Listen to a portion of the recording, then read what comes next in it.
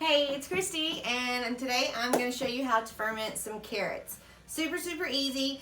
These are a quick ferment and they only take about a week to do. I have already started everything so it doesn't take as long. You're going to need a gallon of water and a half a cup of salt, which I poured a little bit of my water in here and heated it so that I could dissolve my salt. And now, just to make sure that this water I heated is back to room temperature, I'm going to add the rest of my water. So your basic brine is a half a cup of salt to a gallon of water. You can cut that in half if you're not going to be fermenting a whole lot. You can do a half a gallon to a quarter cup of salt. All right, so there is my basic brine. And now all I'm going to do, I've already added my salt to it, so I'm going to put this down as well. You can find all of this in this book right here, Fermented Vegetables. You can find it on Amazon. I can link to it, maybe. I don't know if I know how to link to it on here. So let me show you a little bit of what I have here. This is some garlic, lemons, onions, cilantro, rosemary, lemon zest, and then some horseradish that I've just got chopped up. I have my carrots cut into sticks, and this is 2 pounds of carrots. I did keep all of my onion scraps, garlic scraps, carrot ends. Everything's over here so that I can reuse that for my bone broth later. So now all you're gonna do is start shoving carrots in here. I wanna put the rosemary and a little bit of lemon zest in this one, and some garlic. I love garlic. So I'm just going to put all of that in the bottom.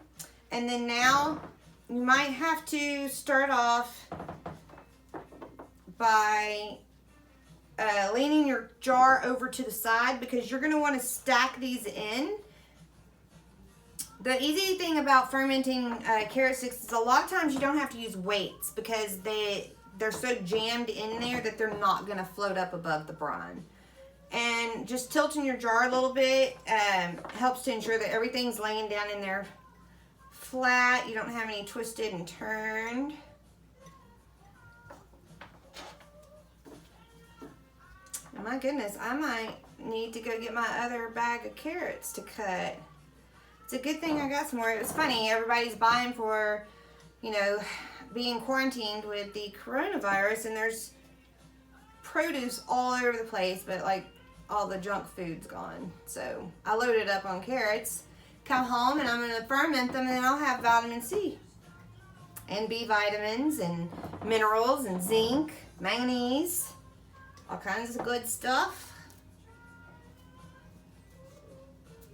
Okay, and then I'm going to just keep sticking carrots in here until I know I can't fit any more. I know that they're not going to float up above the brine. Let's put one more. Feel like I'm working at Dairy Queen giving y'all a blizzard. Okay, so now I am going to check the temperature on that real quick, just to make sure it's not above 110 degrees.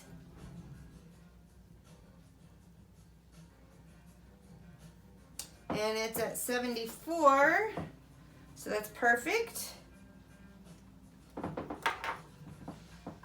So I'm going to just pour some of my brine in the jar, all the way as much as I can to the top. Now, because I put lemon zest in this one, I am going to put a lemon slice on top.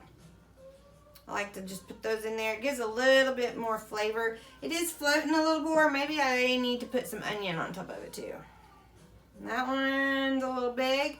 So if you find your onion weight's too big, take off a round. See if it'll fit. Nope, one more. Perfect. So there's one jar done. Let me grab a lid.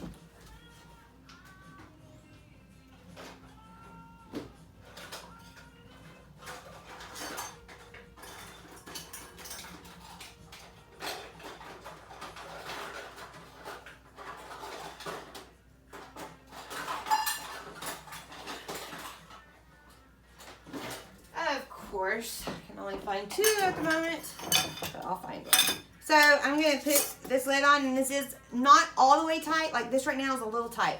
Just finger tight, okay? Because you do want some of the gases to expand. I'm also, where did my bucket go?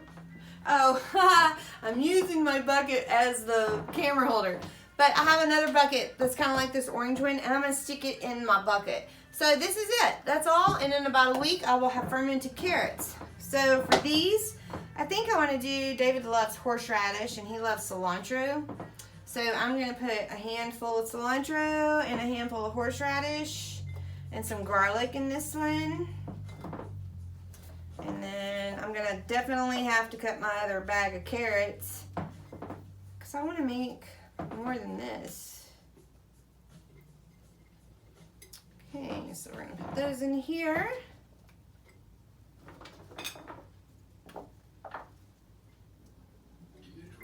This is a really quick, easy ferment that kids can do too. They can help with. Because it's, I mean, well, if it's too small kids, you'll want to help them with the knives, but it's also a good time to teach them proper knife usage.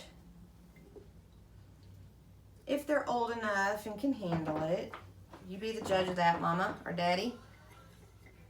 All right, so I'm just going to keep shoving these in here. So 2 pounds of carrots did 2 jars, basically.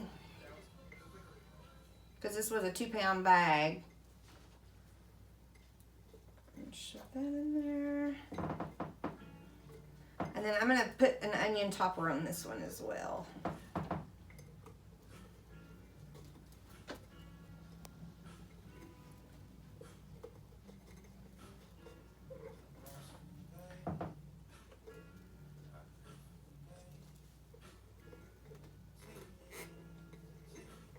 That one's going to have to go in this way. Okay. Well, shove these little pieces down in there. All the way where they won't come up. Just test it. Good to go. Put me an onion topper. Too big. Let's take one off here. Oh, I'm going to go ahead and put the water in it. The brine.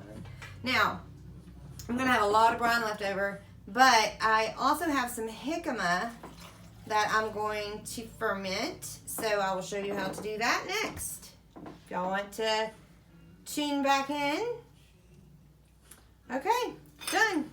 See, that's not hard at all, y'all. And then these will be ready in about a week. Oop, too tight. I'm going to loosen that just a little. As soon as it starts to cloud up, these are ready. Okay, y'all have a good day.